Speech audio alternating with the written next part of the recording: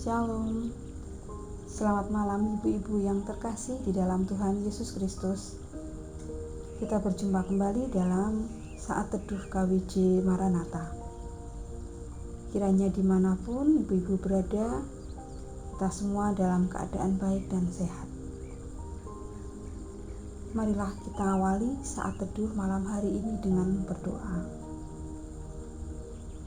Bapa kami yang ada di surga, puji syukur kami panjatkan kepadamu atas kasih, berkat, dan penyertaan yang senantiasa Tuhan berikan bagi kami sepanjang hari ini.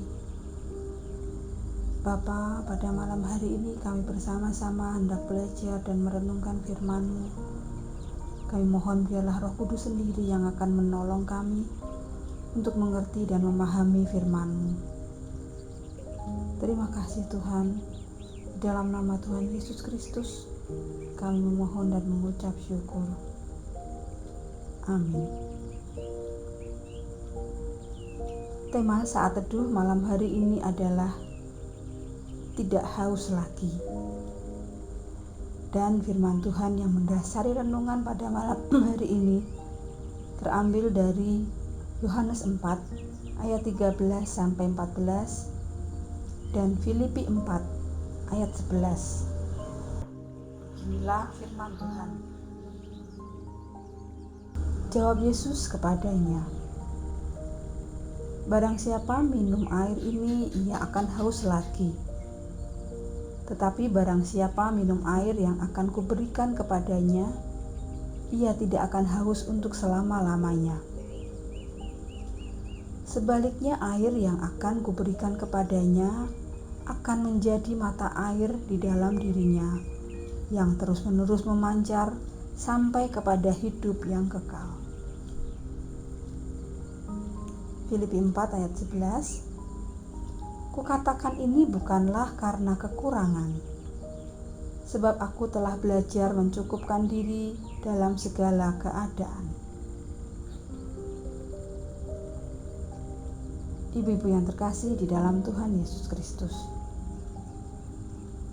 Ada orang yang bertanya,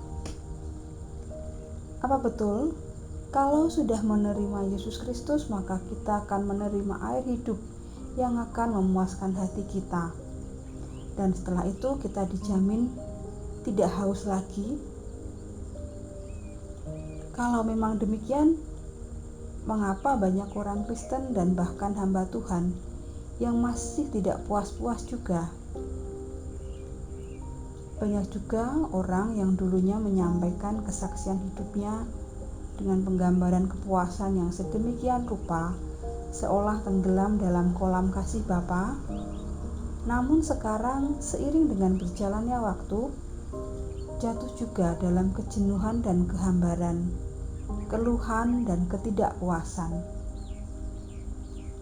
Apakah memang benar ada sumber kepuasan yang tidak pernah mengering, yang akan selalu membuat airnya penuh sampai pada hidup yang kekal?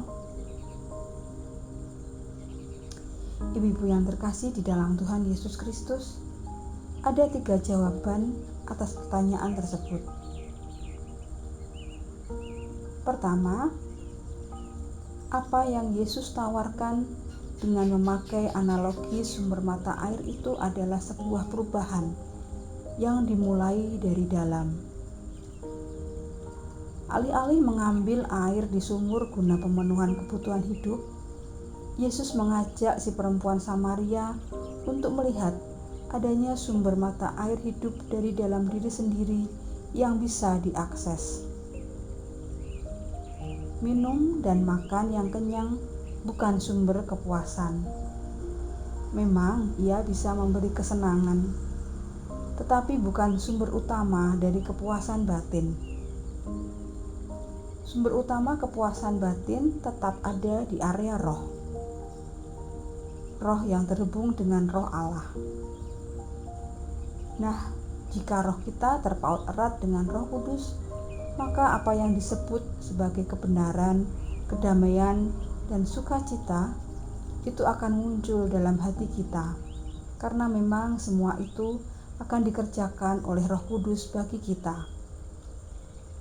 sehingga hidup kita bisa seperti pohon yang tertanam di tepi aliran air yang menghasilkan buahnya pada musimnya dan yang tidak layu daunnya. Apa saja yang diperbuatnya berhasil. Jadi, ini bukan perubahan DNA ketika menerima Yesus, lalu seketika juga DNA kita berubah dan kita menjadi manusia super ilahi yang tidak lagi tergoda oleh perkara duniawi lagi. Bukan. Tubuh dan daging kita masih lemah. Dunia materi masih menjadi tempat berpijak kita. Godaan dan nafsu kedagingan masih bisa datang dan pergi setiap waktu.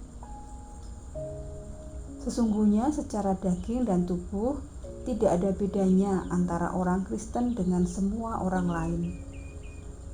Semua sama-sama lapar, sama-sama ngantuk, sama-sama punya nafsu dan keinginan. Tetapi yang membedakan adalah orang yang mencari dan menerima kebenaran. Hidupnya dipimpin oleh Roh Kudus. Roh yang senantiasa mendampingi dan memberi kekuatan dalam penguasaan diri, dan roh yang bisa menjadi sumber mata air ketenangan, kebenaran, kedamaian, dan kepuasan yang bersifat rohani atau ilahi. Jawaban kedua, Yesus menawarkan orientasi hidup yang baru. Orientasi yang bukan pada kepuasan daging yang sesungguhnya semakin hari makin melemah dan fana, tetapi pada kuasa kerajaan Allah dan kebenarannya. Jadi ini bukan soal apa yang kita punyai, tetapi apa yang kita upayakan. Bukan apa yang dapat kita miliki, tetapi apa yang bisa kita bagikan. Itulah yang akan membawa kita pada kepuasan dan kebahagiaan. Oleh sebab itu, dengan sangat lugas Yesus berkata, "Berbahagialah orang yang miskin di hadapan Allah, karena merekalah yang mempunyai kerajaan surga. Berbahagialah orang yang berduka cita, karena mereka akan dihibur. Berbahagialah orang yang lemah lembut, karena mereka akan memiliki bumi. Berbahagialah orang yang lapar dan haus akan kebenaran, karena mereka akan dipuaskan. Berbahagialah orang yang murah hatinya, karena mereka akan beroleh kemurahan. Berbahagialah orang yang suci hatinya, karena mereka akan melihat Allah. Berbahagialah orang yang membawa damai, karena mereka akan disebut anak-anak Allah. Berbahagialah orang yang dianiaya oleh sebab kebenaran, karena merekalah yang mempunyai kerajaan surga. Berbahagialah kamu, jika karena aku kamu dicela dan dianiaya, dan kepadamu difitnahkan segala yang jahat. Bersukacita dan bergembiralah, karena upahmu besar di surga. Sebab demikian juga telah dianiaya nabi-nabi yang sebelum kamu." Ibu-ibu yang terkasih, jawaban yang terakhir adalah bersyukurlah dan bersukacitalah.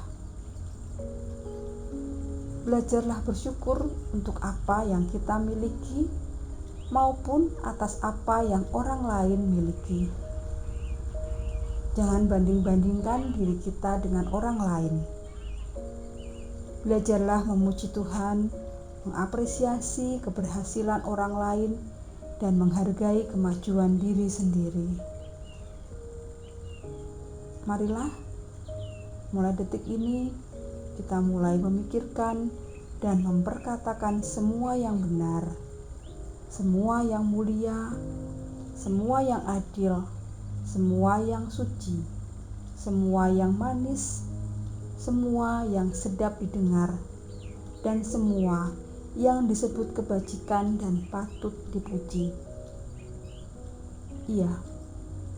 Mari kita mulai memikirkan dan memperkatakan semuanya itu. Amin.